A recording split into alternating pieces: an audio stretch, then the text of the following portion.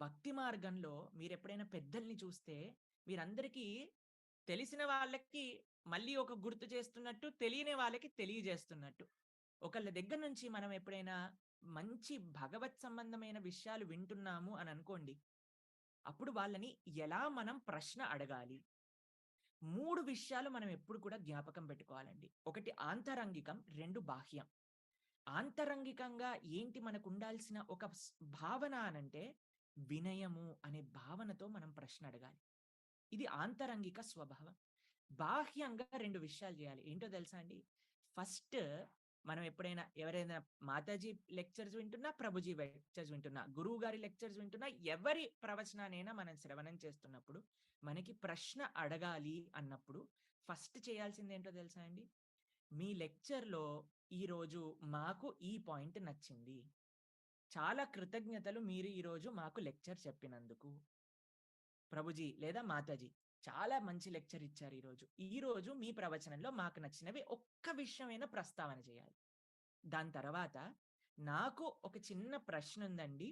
నేను అడగాలనుకుంటున్నాను అని ఎంతో వినయంతో సరళంగా ఆ ప్రశ్నను అడగాలన్నమాట. కొన్నిసార్లు కొంతమంది ప్రశ్న అడిగితే చాలా విచిత్రంగా ఉంటుందండి. అంటే మనం ఏదో వాళ్ళ దగ్గర నుంచి దోచేసుకున్నట్టు, దాన్ని మళ్ళీ లాక్కున్నట్టు అంత డిమాండింగ్‌గా అడుగుతారనమాట. ఇదెందుకు అట్లయింది? అదెందుకు ఇట్లయింది? ఇది ఇక్కడికి పంపించేసేయండి. అది చెప్పేసేయండి. ప్లస్ మనం ప్రశ్న అడిగినప్పుడు ఎలాంటి ప్రశ్నలు అడగాలో తెలుసా అండి? ఏదైతే మన సాధనలో మనకి ముందుకు తీసుకెళ్తుందో అటువంటి ప్రశ్న మనం అడగాలి. ఇప్పుడు మనం ఏమన్నా 'కౌన్ బనేగా కరోడ్పతి' అండి మనం ప్రిపేర్ అయ్యేది భాగవతం వింటూ. కాదు గదా! కాబట్టి వీళ్ళ పిల్లల పేర్లేంటి? వాళ్ళ అత్తగారి పేరేంటి? వీళ్ళ తండ్రి గారి పేరేంటి? ఇవన్నీ ప్రశ్నలు మనకెందుకండి? మనం ఐఏఎస్ ఎగ్జాము రాయట్లేదు. 'కౌన్ బనేగా కరోడ్పతికి' వెళ్ళట్లేదు. మనం ఎటువంటి ప్రశ్నలు అడగాలి అనంటే ఏదైతే మన సాధనలో మనకి ముందుకు తీసుకెళ్తుందో. చాలా మంది చాలా మటుకు ప్రశ్నలు వేటికి సంబంధించి వస్తాయో తెలుసా అండి? ఆ పేరేంటి? ఈ పేరేంటి? వీళ్ళకి ఏమైంది? వాళ్ళకేమైంది? అంతేగాని తత్వంగా ఏంటి తత్వం? నేను భక్తిలో ముందుకెలా ఎళ్ళాలి? ఏదైతే మనకి శ్రవణం చేసి మనకు గుర్తుంటే దానివల్ల భగవత్ అనుగ్రహం అనేది వస్తుందో దాన్ని మనం గుర్తుపెట్టుకోవాలి. దాన్ని ప్రశ్న రూపంలో మనం అడగాలన్నమాట. ఇప్పుడు చూడండి మనము ప్రతి లెక్చర్ తర్వాత క్వెషన్స్ ఇస్తామండి. కానీ అది ఒక్క నిమిషం ఆలోచించి ఏవైతే ఆ ప్రశ్నకి జవాబు రాస్తే మనం విన్న విషయాలు మనకు గుర్తుండి మన సాధనలో ముందుకు తీసుకెళ్తాయి. అటువంటి ప్రశ్నలే మనం ఇస్తాం. మీరు గమనించారో లేదో?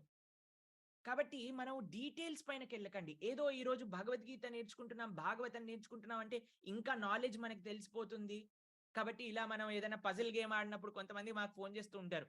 ప్రభుజీ ఈ పజిల్‌లో ఇవి అర్థం కావట్లేదు. కొంతమంది కృష్ణుడి పేర్లున్నాయట ఈ పజిల్‌లో కొద్దిగా చెప్తారా? దానికోసం మనం ఈ ప్రపంచంలో ఉండే న్యూస్ పేపర్‌లో వచ్చే పజిల్ కాదండి సాల్వ్ చేయడానికి. ఈ జీవితం అనే పజిల్‌ని సాల్వ్ చేయడానికి వింటున్నాం భాగవతం.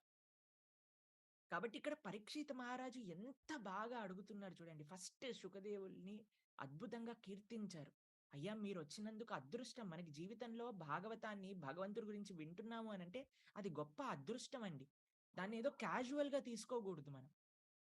కాబట్టి ఇక్కడ ఎంత వినయంగా ప్రశ్న అడిగారు. ఎంత చక్కగా స్తుతించారు అనంటే ఇప్పుడు ప్ర ప్రవచనం చేసే వాళ్ళకి ఆ యొక్క మీరు చెప్పే స్తుతి అవసరమయ్యి అలా అడగటం కాదండి. ఇదొక పద్ధతి.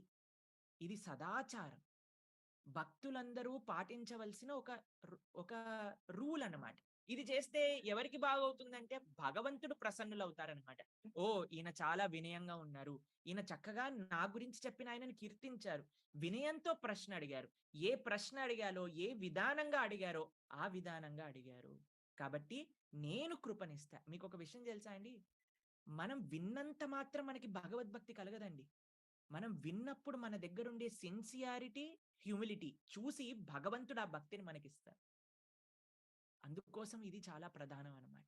అయితే ఇక్కడ పరీక్షిత మహారాజు మాట్లాడిన విధానం, ఆ అడిగిన ప్రశ్నలను చూసి అసలు శుకులు వారికి ఇప్పుడు చూడండి మనం ఏదైనా ప్రవచనం స్టార్ట్ చేసామనుకోండి ఏం చేస్తాం ఫస్ట్? భగవంతుడికి, ఆచార్యులకి ప్రార్థన చేస్తాం. దాన్నేమంటారో తెలుసా? మంగళాచరణ అని అంటారనమాట. అయితే శుకుల వారు మంగళాచరణ చెప్పడం మర్చిపోయారు. ఆయన అడిగిన ప్రశ్నలు, ఆయన అడిగిన విధానం చూసి డైరెక్ట్‌గా స్టార్ట్ చేసేసారు టాపిక్‌ననమాట. 4వ అధ్యాయం వచ్చినప్పుడు గుర్తొచ్చింది. అయ్యో! మంగళాచరణ చేయలేదని 4వ అధ్యాయంలో మంగళాచరణ చేస్తారనమాట సుఖదేవ గోస్వామి. కాబట్టి అలా అడగాలి ప్రశ్న. అంత మధురంగా, మనోహరంగా ప్రశ్న అడగాలి.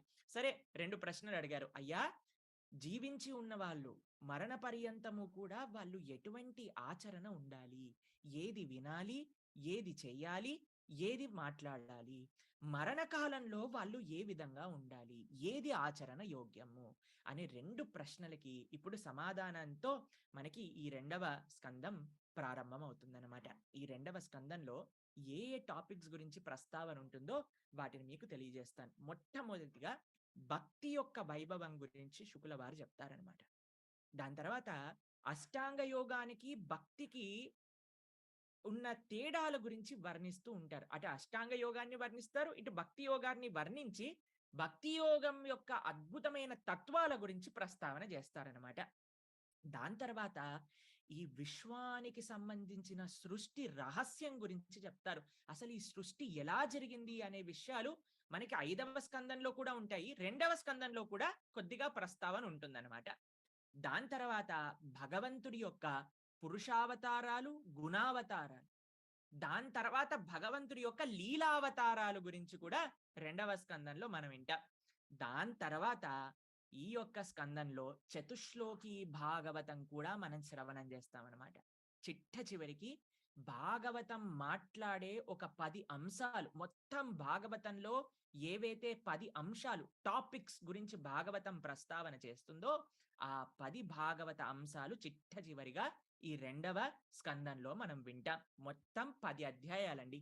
ఈరోజు మనం ఈ ప్రవచనంలో 5 అధ్యాయాలు, రేపటి రోజున 5 అధ్యాయాలు మనం వినడానికి ప్రయత్నం చేద్దాం.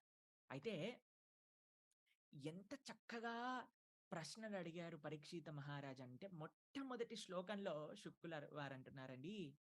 వీర్యాన్యేసతే ప్రశ్న కృతో లోకాన్ హితాం నృపా ఆత్మవిత్ సమతాం పుంసాం స్తోతవ్యాదిషు యః పరా. ఏమంటున్నారంటే శుకులవారు శ్రీ సుక ఉవాచ, ఎంత చక్కటి ప్రశ్న అడిగారు పరీక్షిత మహారాజా. ఈ యొక్క మీరు అడిగిన ఈ ప్రశ్నలకి సమాధానం వినటమే అద్భుతమైన విషయము. అందరూ కూడా ఇటువంటి ప్రశ్నలను, అద్భుతమైన మహాభక్తులందరూ కూడా ఆమోదం చేశారు. ఇటువంటి ప్రశ్నలు అడగటం, వీటిని తెలుసుకోవటమే జీవితంలో మహోపకారము అనే విషయాన్ని ప్రస్తావన